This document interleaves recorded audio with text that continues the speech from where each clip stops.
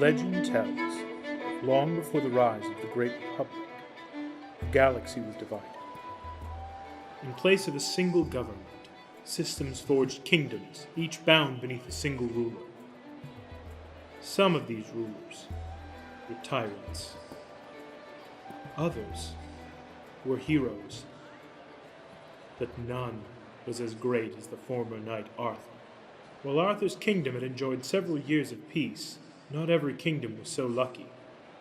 Arthur formed a group of knights, each skilled with a saber and master of the mystical forces, and together they hoped to spread the peace Arthur's kingdom had enjoyed. But dark forces beyond threatened to bring conflict to the worlds Arthur called home.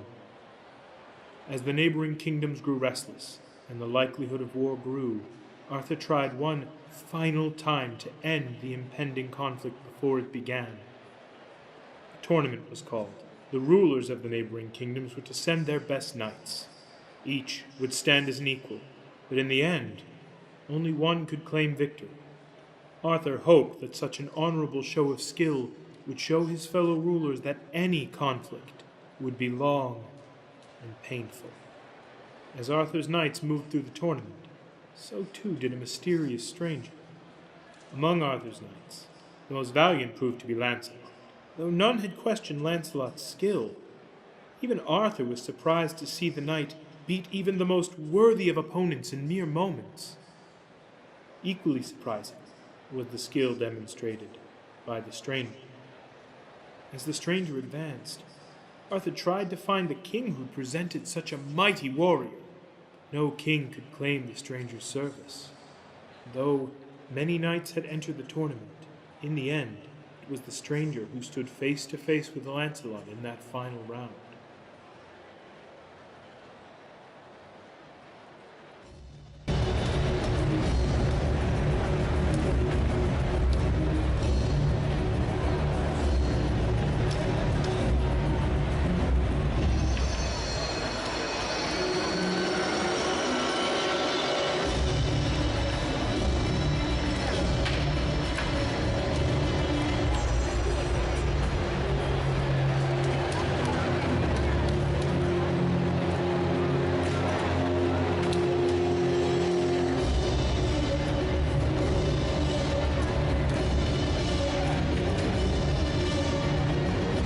Lancelot trembled before the stranger. Arthur called to the stranger to reveal himself and say how he had so easily beaten the best knights the galaxy had to offer. The stranger claimed to have no name, only a purpose. The saber that had beaten even the best of Arthur's knights, the stranger said was powered by the very force of life itself. Whoever wielded it could never be beaten. The stranger said that the keepers of that force had forged the saber and bade it entered into the tournament to send a message. The galaxy would be united, but only by one able to claim the saber as their own. With that, the stranger fled.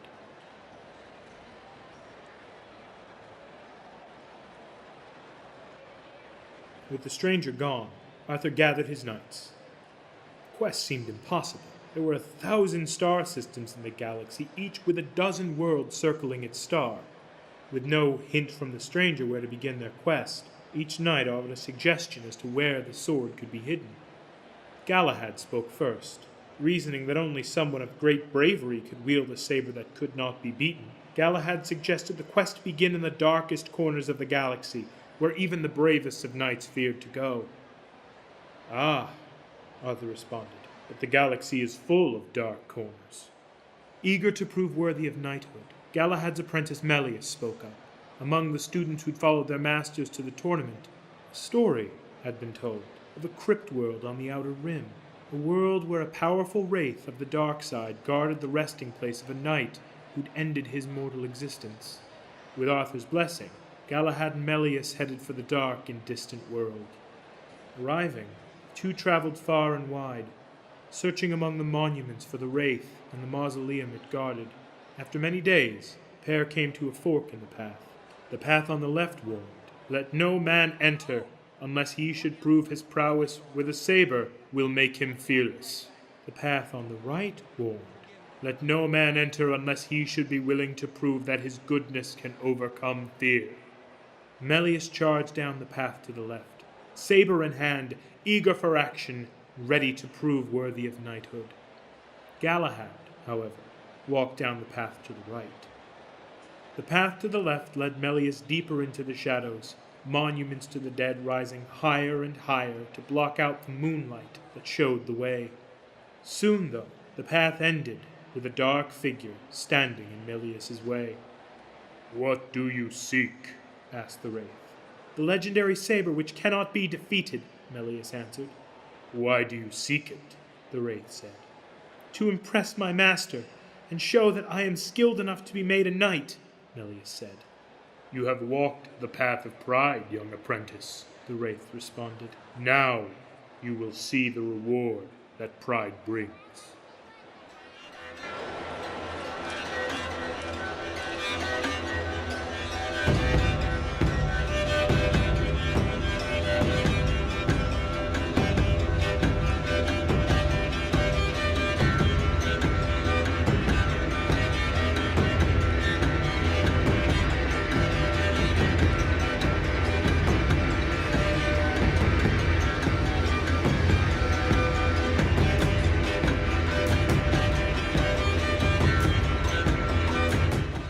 Melius beaten, the wraith drew back its blade for a final blow, but before its spectral blade could fall upon the apprentice, Galahad cried out to the phantom. "That is my apprentice," Galahad said. "No master should outlive their student. Take my life instead." Galahad approached the wraith and knelt, surrendering to the dark side spirit. However, the moment Galahad's knee touched the ground, the spirit lowered its blade. "Only one willing to lay down his life for another could be worthy of an unbeatable saber," the wraith said. "Yet such a weapon cannot be found here. One can only hope that whoever finds the saber will be as selfless as you have been." With that, the wraith vanished.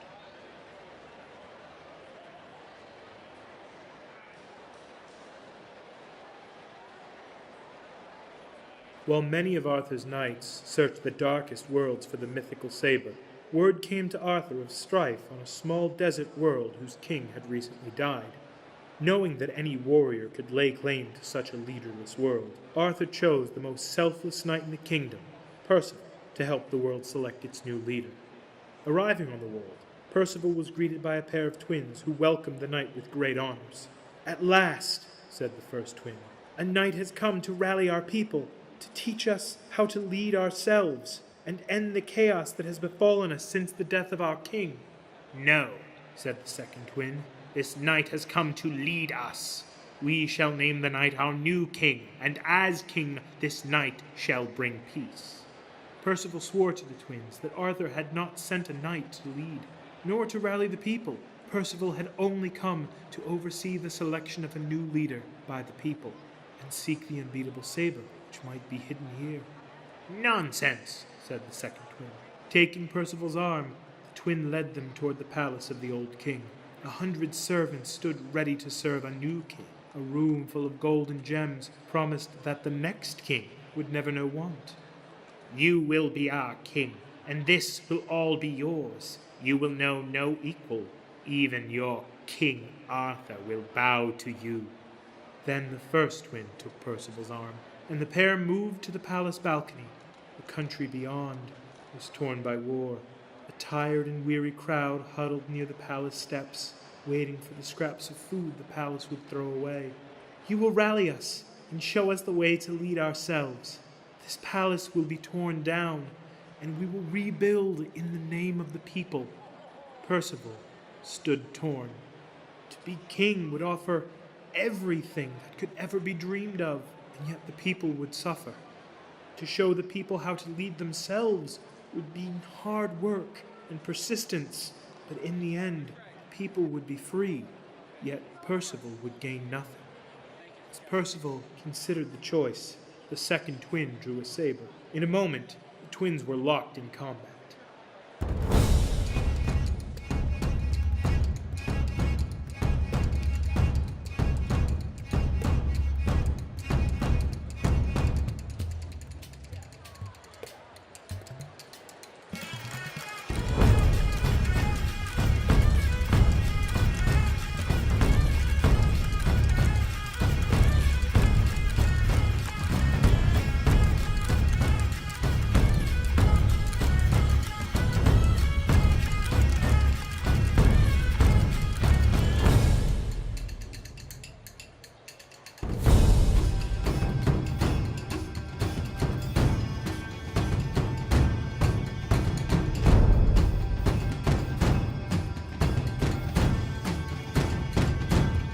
With a brutal strike, the second twin struck down the first.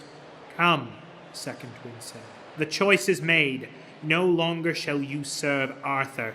No longer shall you seek treasures for others. You hold duty to no one." With that, Percival stopped. "I am a knight of Arthur. I have come to seek the unbeatable Saber. It is not my right to make others serve me. It is my duty to serve others." It was then that Percival realized the truth. Saber drawn, Percival challenged the second twin. "You are nothing more than my own desire for power. Only when such a desire is beaten might the unbeatable Saber be found."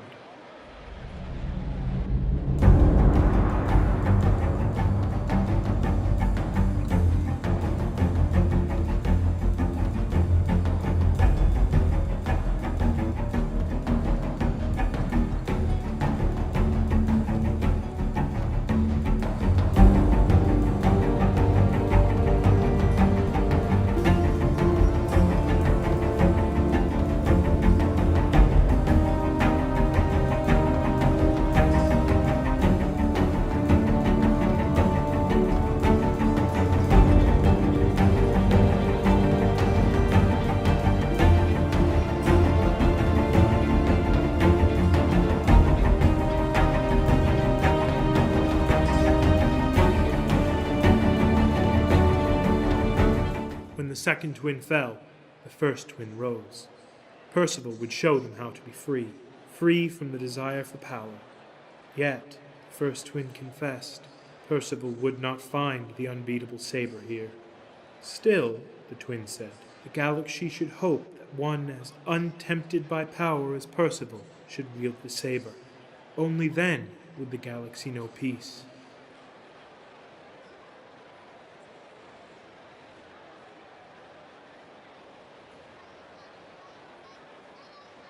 Lancelot was troubled.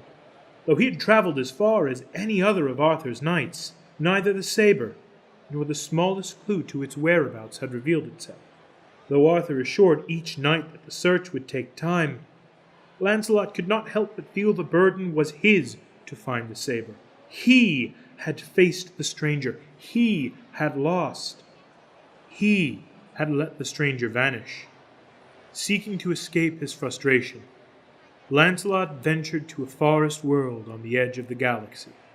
Arriving, Lancelot wandered the woods of the distant world when he came upon a monk meditating in an isolated beam of sunlight. Lancelot stood next to the monk and tried to find the serenity the monk displayed. "You will not find the peace you seek," said the monk, "for peace cannot be found where it does not exist." "How would I know where peace is if I can't find it?" Lancelot responded. "How do you find victory?" the monk asked. "Do you seek it out, or merely put yourself in a place where it already exists to you?" "You find victory in battle," Lancelot said. "If you look for battle, you will find victory." "Or defeat," the monk said. "Just because victory is a possibility does not mean you will find it." "But if I don't seek it, how can I find it?" Lancelot asked. With that, the monk rose, drawing a saber. "If you can find victory, perhaps you can find peace."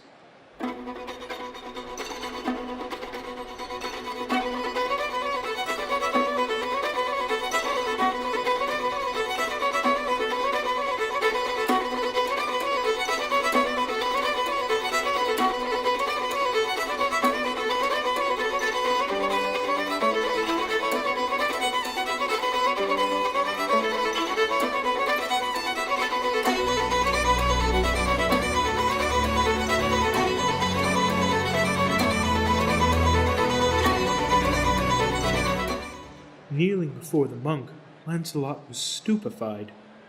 "You cannot find victory because you cannot find peace," the monk said. "Sit. Close your eyes. Tell me what keeps peace from finding you." Lancelot sat and did as the monk said. The monk seemed to vanish, leaving only the sound of familiar footsteps. "You have failed me," Arthur said. "You were my greatest champion, a knight greater than even myself. and yet you have failed to bring me the saber which might bring peace to the galaxy." Lancelot rose. "My king," Lancelot said, "I have tried my best." "Tried," Arthur said. "To try is to only give as little as you think is needed in order to succeed. If you continue to try, you will never succeed. Would you try to beat me?" "I would not wish to try, my liege," Lancelot said. "Then you will surely lose," Arthur said, igniting his saber. "And in your loss, you will show you are unworthy to be my knight."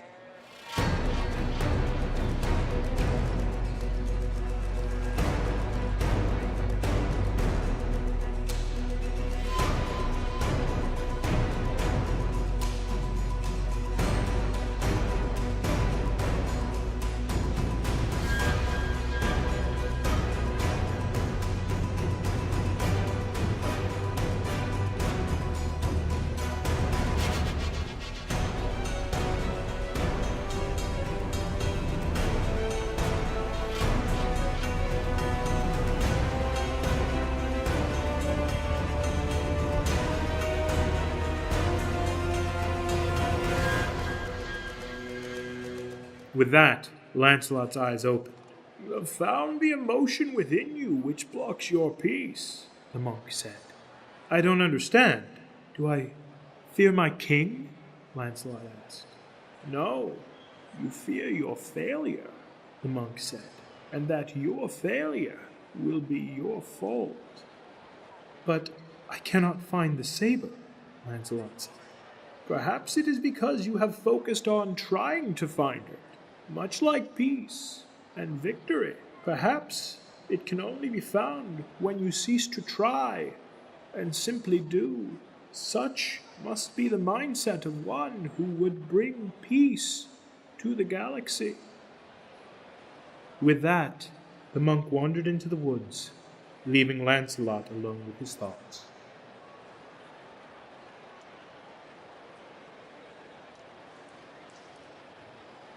Though it seemed that ages had passed since Melius fell before the wraith on the tomb world, Galahad still felt duty-bound to stay by the young apprentice. Though Melius had largely recovered, rejoining the quest for the unbeatable saber seemed too distant a goal, so Galahad ran the apprentice through all the paces of a knight's training.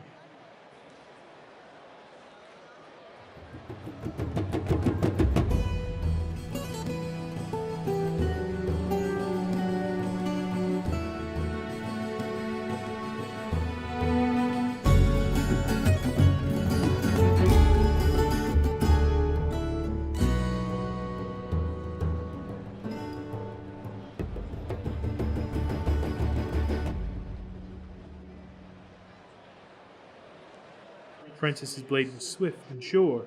Galahad felt the fear of once more seeing Melius fall beneath an enemy blade. Percival tried bidding Galahad to resume the quest, and yet the knight would not be moved. Next came Lancelot, closest among the brotherhood to Galahad, who tried to speak reason to his friend. Still, Galahad could not be swayed. Even Arthur tried to convince Galahad to rejoin the quest, even if doing so meant Melius must stay in the king's care. "If protecting my apprentice means forswearing my oaths, I would rather do it than lead my student into another battle that means certain death," Galahad said.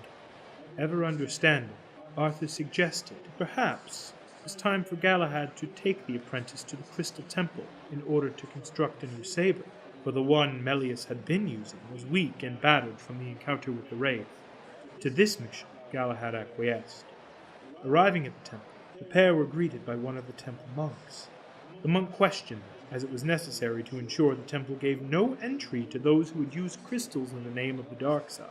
But both Galahad and Melius answered true. The monk eyed them with hesitation. "Though you profess to be servants of the light, I feel fear clinging to you like a wet cloak," the monk said. "To enter the temple, you must prove yourself." The monk turned to Melius. "You, young one, you shall be tested first." Though Melius was swift to produce a saber, Galahad stepped between the monk and the apprentice. "No, if there is fear, it is mine. You shall test me."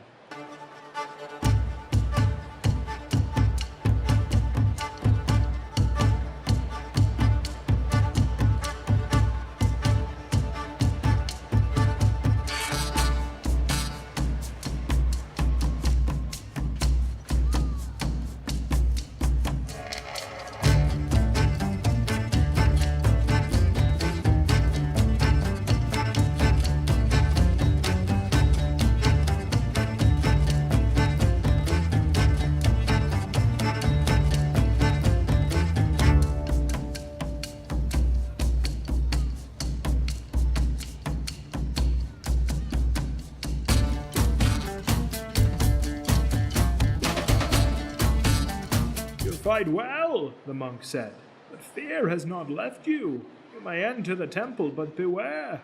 The crystals are one with the force of life. They will feel your emotion. They will test it.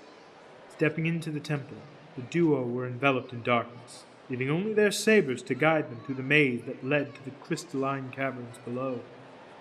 Master, Elias said, what did the monk mean that the crystals will test us?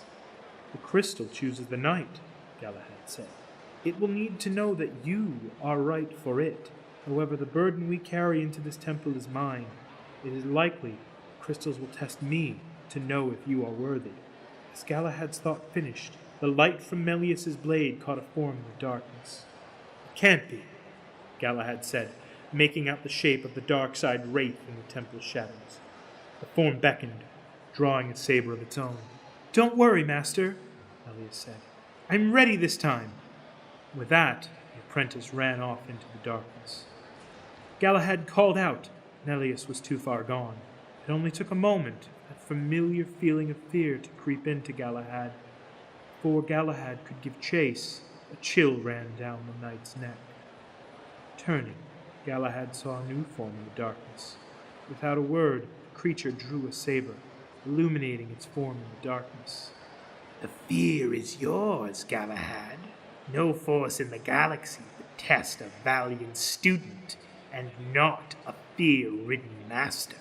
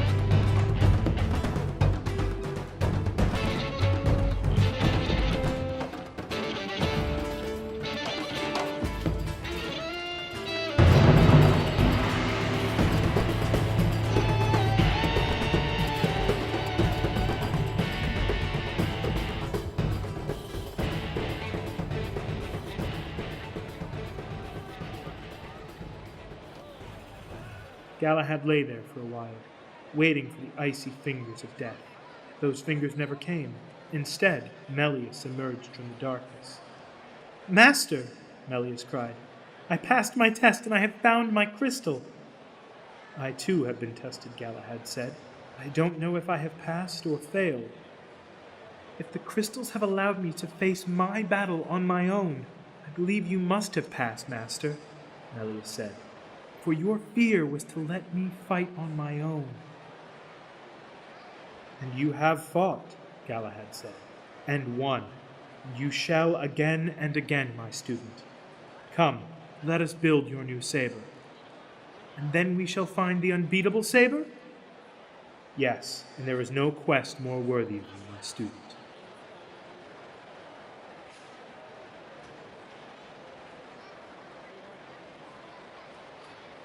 The quests continued.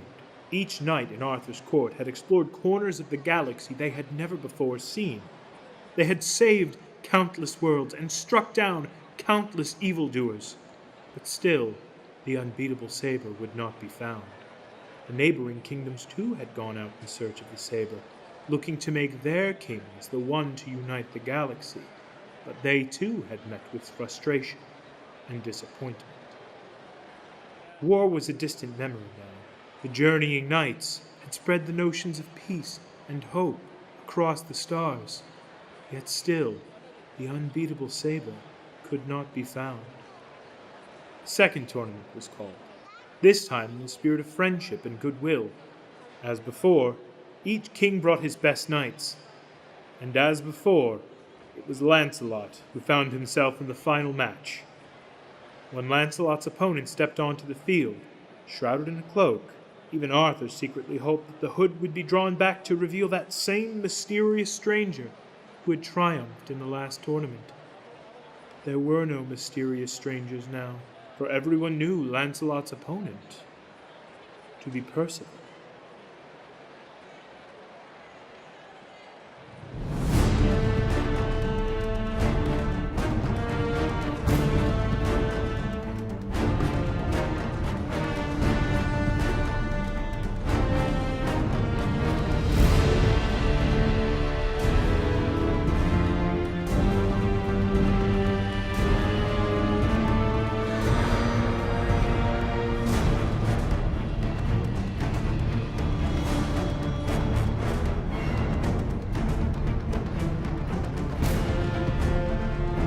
With Lancelot defeated, the crowd erupted. No matter what kingdom they had traveled from, they cheered Percival's victory. It was then that a lone, dark figure strode onto the arena floor. The figure drew a saber, pointing it at Percival. The glow of the blade was one none in the crowd would ever forget. The unbeatable saber had returned. Yet it no longer belonged to that same stranger who'd won the tournament. "You have searched the corners of the galaxy," this new stranger said. "The unifying force has evaded you. You have brought peace, but though you sit as friends, the galaxy is still fractured into 100 pieces. If there is one among you who believes you can stand against this saber, who believes the galaxy should stand behind you, let him come before me now." It was then that Arthur stepped forward. Arthur, whose knights have spent more time searching for this enchanted blade than any other, and whose efforts have brought peace into lands you had never before seen. Do you believe you can beat the unbeatable saber? "No," said Arthur, "but even in my failure, I might set an example. I might show courage in the face of insurmountable odds, and in failing, I might inspire others to persevere, the same as Lancelot's failure inspired us. We did not find your saber, but in looking, we have become better." With that, the stranger prepared for battle.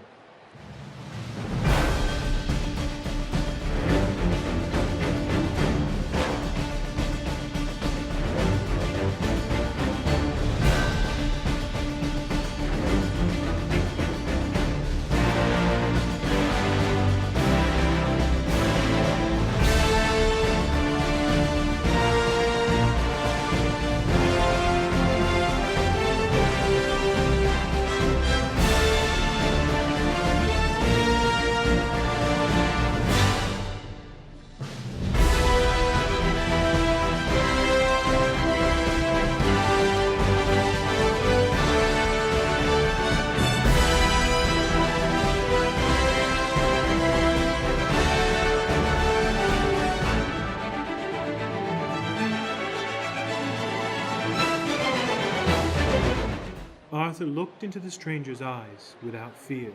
The stranger drew back the saber to strike Arthur down. But in that moment, another of the kings took the field. "Arthur has shown bravery which I cannot match. Strike me down instead." Then came another. "Arthur's knights have brought more peace than we've seen in 1,000 years. Strike me down and let Arthur live." Voice after voice called to the stranger. Arthur had been beaten, but he was right. The quest for the saber had made the galaxy a better place, and the others knew it. Kings and knights all knelt upon the arena floor, asking the stranger to strike them down in Arthur's place. But instead, it was the stranger who knelt, and offered Arthur the saber. "You have led these people to be better. They would take your place in death. They will follow you in peace. The galaxy is united." Arthur took the saber and stood. Peace had finally come. Peace that would last 1,000 generations.